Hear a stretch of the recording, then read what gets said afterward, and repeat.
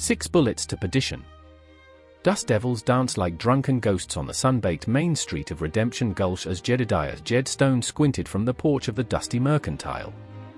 70 years had etched lines deeper than canyons on his face, each one a testament to hard living and harder loss. 5 years. 5 long years since he'd held Martha's hand, her laughter like wind chimes in the evening breeze. 5 years since a masked fiend had cut her down in a hail of gunfire during the stagecoach robbery, leaving Jed with a heart as hollow as a dried-up well. Then he saw him.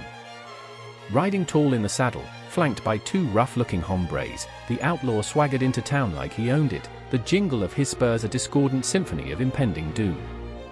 Jed's blood ran cold. A slow, icy river through his veins. It wasn't the man's cruel set to his jaw or the glint of menace in his eyes that snagged Jed's attention. It was the scar. A jagged, crimson lightning bolt that split the man's left cheek, a brand Jed had burned into his memory that terrible day. The same scar he'd glimpsed beneath the bandit's mask as Martha breathed her last, her blood staining the dusty floorboards of the overturned stagecoach. "Snake in the grass," Jed muttered, his voice a low growl that rumbled in his chest like distant thunder. His hand, gnarled and strong like an ancient oak root, instinctively tightened on the worn stock of his Winchester leaning against the porch railing. The years melted away, replaced by a white-hot fury that had simmered beneath the surface for far too long. Justice. It had been a dry well he'd drawn from for years, but now, seeing that scar, it felt like a flash flood, threatening to drown him in its intensity. The outlaw, whose name Jed would soon learn was Cutter Calhoun, and his gang settled into the saloon, their laughter and boasts spilling out into the street like poison from a broken vial. They were wolves among sheep, their presence casting a long shadow over the already struggling town. Fear, thick and suffocating as a summer dust storm, settled over the townsfolk. They'd heard tales of Calhoun's ruthlessness, whispers carried on the wind like bad omens. Jed, however, wasn't just any sheep. He was a ram, weathered and scarred, but with a fire in his belly that no amount of hardship could extinguish. He'd carved a life out of this unforgiving land with his own 2 hands. He'd faced down blizzards and rustlers and drought. He wouldn't cower now. Over the next few days, Jed became a ghost in his own town, his movements deliberate and unseen. He watched Calhoun and his men, noting their routines, their weaknesses.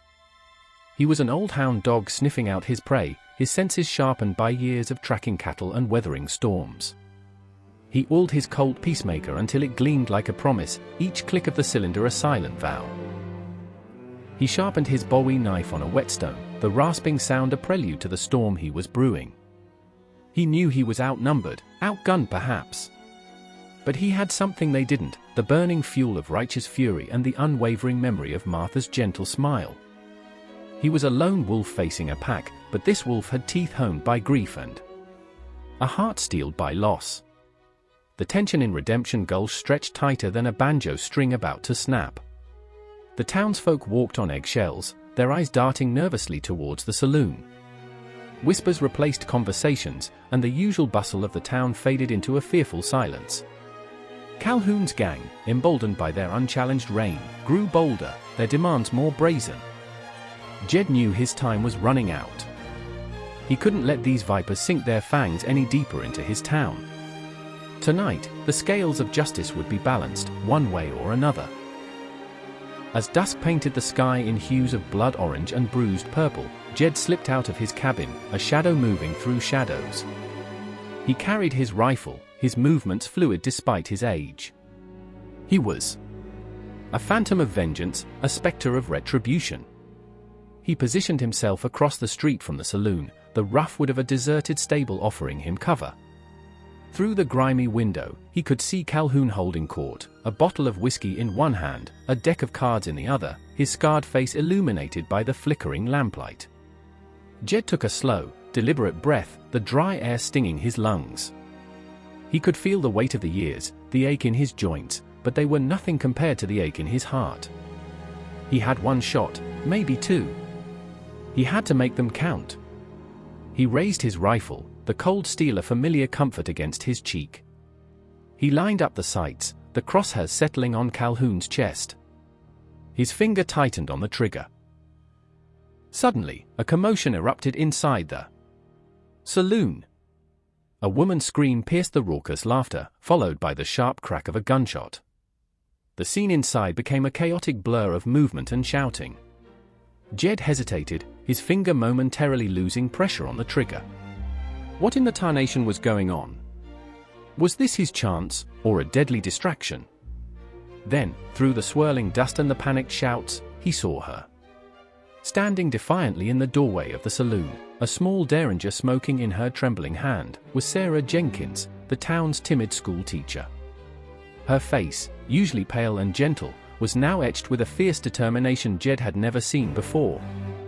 Her eyes, however, were wide with terror as Calhoun's men turned their attention to her, their guns drawn.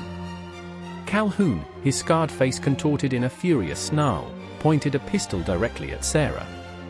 Jed's blood ran cold again, but this time it wasn't the icy grip of memory, but the searing heat of immediate danger. He had a choice to make, a split-second decision that would seal not only his fate, but Sarah's as well. His vengeance could wait. Innocence couldn't. He swung his rifle, the barrel now aimed not at the outlaw who stole his past, but at the immediate threat to the town's future. Just as Calhoun's finger tightened on his trigger, Jed squeezed his own.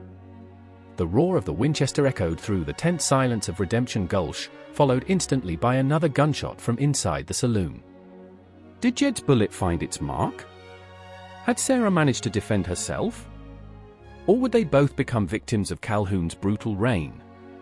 The answer hung suspended in the dusty air, as thick and suffocating as the silence that followed the deafening blasts. The only certainty was that in the heart of Redemption Gulch, the final act of this bloody drama had just begun.